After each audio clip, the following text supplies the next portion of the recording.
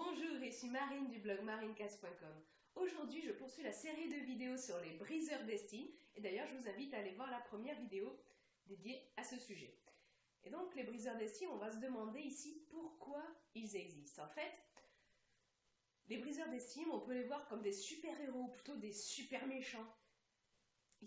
Mais rappelez-vous, ça, c'est la plupart du temps, c'est inconscient car on est tous potentiellement des briseurs d'estime. En fait, c'est un peu comme Dr. Jekyll et Mr. Hyde, c'est-à-dire que vous avez une personne comme ça, Dr. Jekyll, et qui parfois fait ressortir son côté sombre, Mr. Hyde.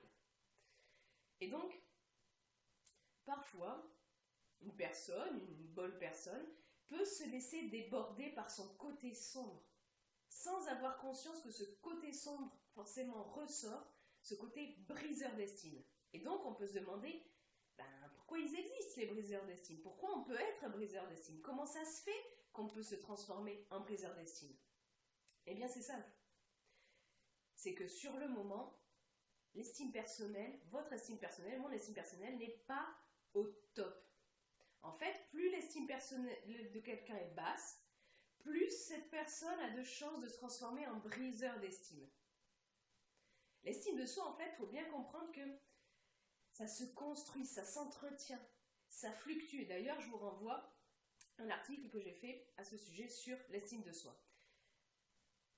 Alors, en fait, on peut d'autant plus développer ce côté briseur d'estime, le faire ressortir, qu'on a un jour sans. On peut plus facilement tomber dans le piège. En fait, les briseurs d'estime, il faut bien comprendre qu'ils se sentent pas bien. Ils sont comme ça parce qu'ils se sentent pas bien sur un ou plusieurs points.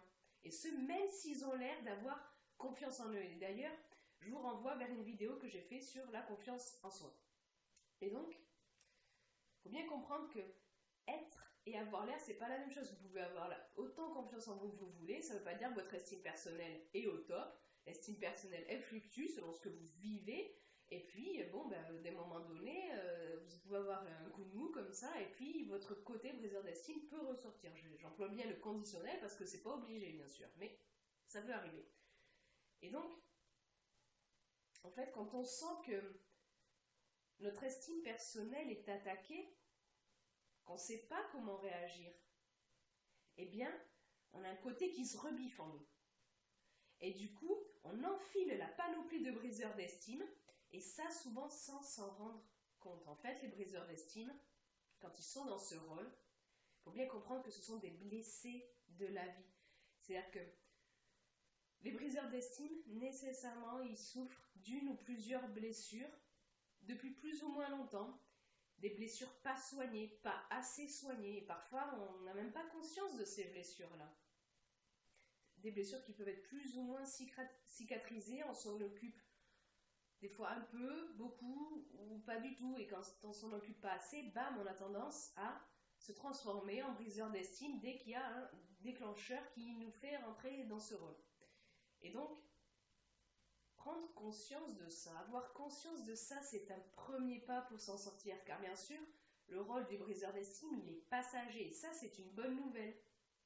Et ce qu'il faut bien avoir conscience, c'est que, vous mettez dans la tête que briseur d'estime égale personne blessée. En fait, c'est comme un animal.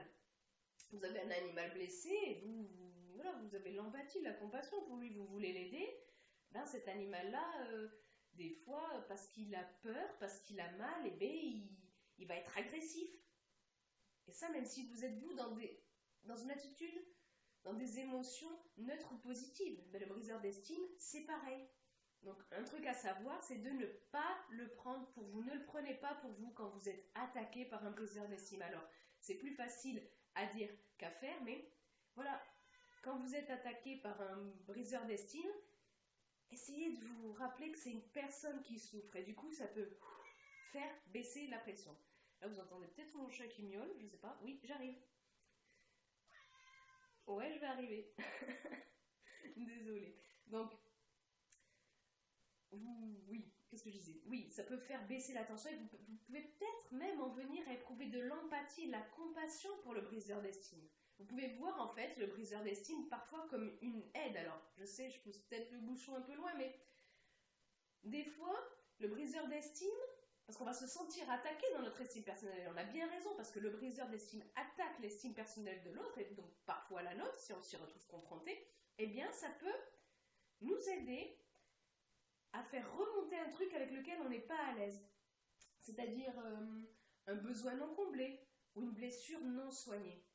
Donc du coup, quand vous rencontrez un briseur d'estime, quand vous êtes face à lui, vous le reconnaissez, vous dites « Ok, bon, j'ai affaire à un briseur d'estime. Punaise, il m'énerve celui-là. Ok, mais c'est un humain qui souffre.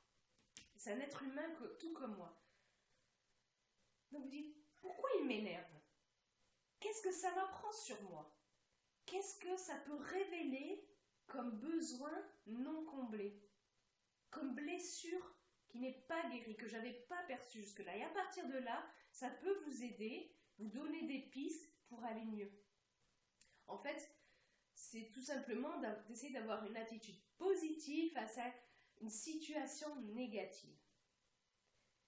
Et donc, nous verrons dans un prochain article et dans une prochaine vidéo les méthodes de fonctionnement du briseur d'estime, justement, pour en savoir plus à ce sujet. Je vous mettrai en bas le lien dès qu'il sera disponible.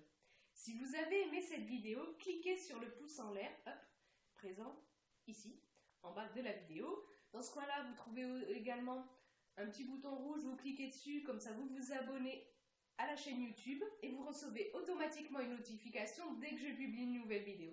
Je vous mets également ici un lien pour télécharger mon livret gratuit sur l'estime de soi et faire partie de mes contacts. Vous avez également ici un lien, vous appuyez sur lui comme il faut pour télécharger le livret justement. Je vous mets aussi en bas dans la description un lien vers l'article complet lié à cette vidéo. Et sur ce, je vous souhaite une excellente journée. Soyez vous-même. À très vite.